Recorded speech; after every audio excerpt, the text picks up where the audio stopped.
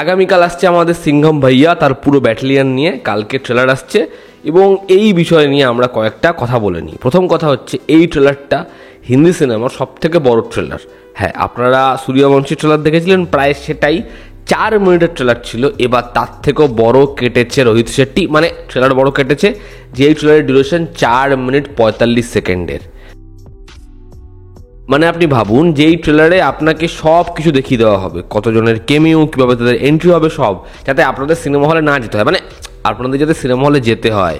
এই কারণেই তত বড় ট্রেলার লাগছে। তাহলে আপনার কি মনে হয় 2 মিনিট 2.5 মিনিটের ট্রেলার হয়? ট্রেলার তো 5 মিনিট 6 মিনিটেরই হয়। রোহিত শেট্টি প্রথম 6 মিনিটের ট্রেলারটাকে কেটে 4.5 মিনিট বা 4 মিনিট 45 সেকেন্ডের করার চেষ্টা করছে। রোহিত শেট্টি বলেই দিয়েছে পরের বার থেকে আধ ঘন্টার ট্রেলার হবে, 10 মিনিটের টিজার হবে। এখানে আমার একটা জিনিস জানার আছে, তাহলে কি পিয়াররা এই ছবিটা যদি সাকসেসফুল হয় তাহলে বলবে এই ছবিটা অর্জুন কাপুরের জন্য চলেছে?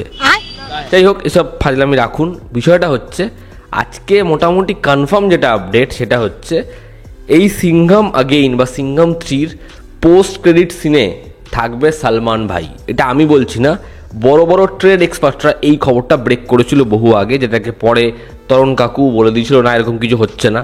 সেটা নিয়ে এখন সবাই বলছে যে হ্যাঁ, এই ছবিটার পোস্ট ক্রেডিট সিনে সালমান খান আছে এবং এটা কনফার্ম, 200% কনফার্ম খবর। আমি বলছি না, এটা ওই ট্রেড এক্সপার্টরা বলছে। তাহলে এরপর কি হবে? একই ছবিটা আসছে দিওয়ালিতে, তার মধ্যে এই ছবিটার মধ্যে অজয় দেবগন, অক্ষয় কুমার, রণবীর সিং, দীপিকা পাডুকোন, করিনা কাপুর, কি কার নাম মিস করলাম, টাইগার শ্রফ, অর্জুন কাপুর। আপনি সত্যি করে বুকে হাত রেখে বলুন তো তাদের নাম আপনি ধরেছেন? তো হিসাব মতো গোটা একটা ইন্ডাস্ট্রি একটা ছবিতে আছে এবং সিংঘমের কিন্তু ব্র্যান্ড ভ্যালু যথেষ্ট হাই। এবার সেখানে যদি সালমান খান থাকে তাহলে ভাবুন সেই ব্র্যান্ড ভ্যালুটা কোথায় পৌঁছে যাবে। এবার এখানেই হলো কতগুলো হাস্যকর ব্যাপার, মানে একদম লিটারালি মারাত্মক হাস্যকর।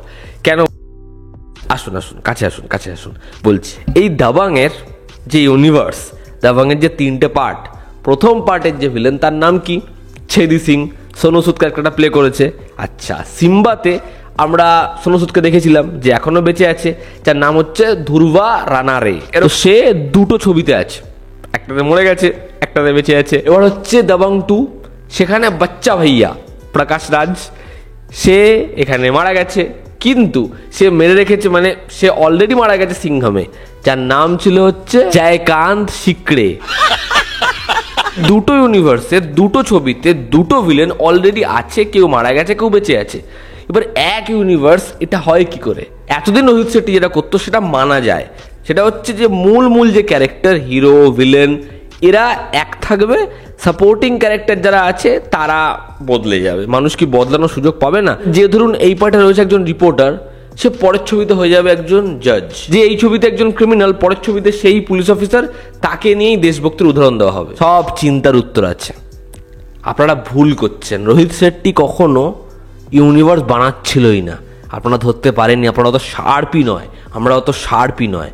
রোহিত শেট্টি বানাচ্ছিল মাল্টিভার্স। কেউ হেলা ডালা না। হ্যাঁ, এই মাল্টিভার্সের নাম হচ্ছে LL মাল্টিভার্স। এটা হচ্ছে লজিকলেস মাল্টিভার্স। আপনারা ভাবছেন ও ইউনিভার্স বানাচ্ছে, ঘন্টা বানাচ্ছে, ও মাল্টিভার্স বানাচ্ছে।